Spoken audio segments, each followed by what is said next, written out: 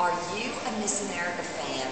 Even if you think you're not, I can guarantee you I'll have some interesting facts to share with you as I bring you through this exhibition here for Miss America at the Sheraton Hotel right here in Atlantic City, home of the Miss America pageant, which by the way started in 1921 and was turned into an American institution. Now, let me start with the first thing, innovation. Back in the day, in the 1920s, people came to this city and spent their money.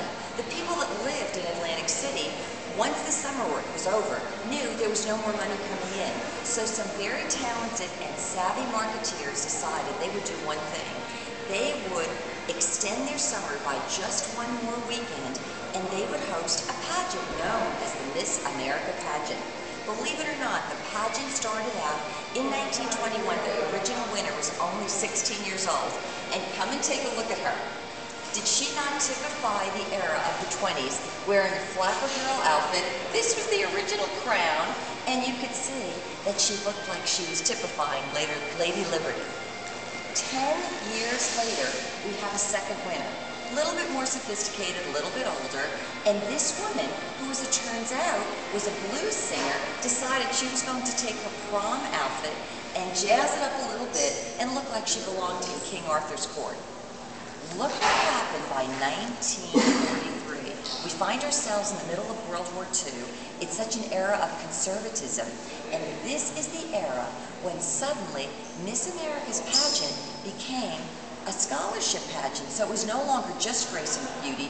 We were adding something more to the mystique of the most beautiful young woman in America.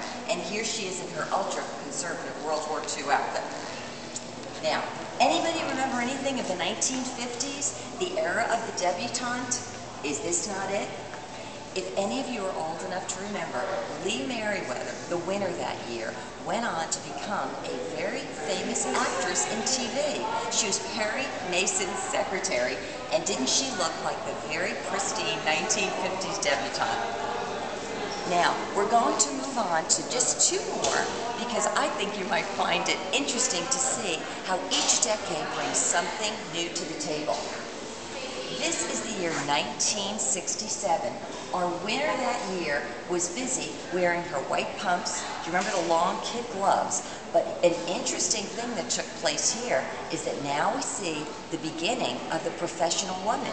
This woman went on to become a very famous newscaster in the state of Dallas. And finally, this was the end of kind of my era.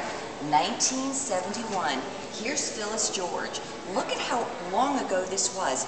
Phyllis George is crowned Miss America. She looks like she could be singing backup for the Supremes, and yet Phyllis George went on to become the first female sportscaster, and later she became First Lady as she married a governor. There are other things to see in this arena here, but I hope today will give you a couple of ideas. Are you a marketeer? Are you looking for new ways maybe to extend your business? Think about what they did here in this small town of Atlantic City. Secondly, are you someone involved in fashion? Now, I don't know whether fashion here was mimicking what was going on in society or if they were going to be creating something new. But the last thing is this, is firsts. Somehow, not only the idea of Miss America was a first, but so were a number of these women. They became first in the way in which we would look at the new and more popularized version of what was the preeminent idea of a young woman here in America, known as Miss America. Hope it gives you all something fun to think about. If you ever come to Atlantic City, come and visit it. You'll see some other things as well. Take care. This has been Maura with Maura4u and Miss America as well. Bye-bye.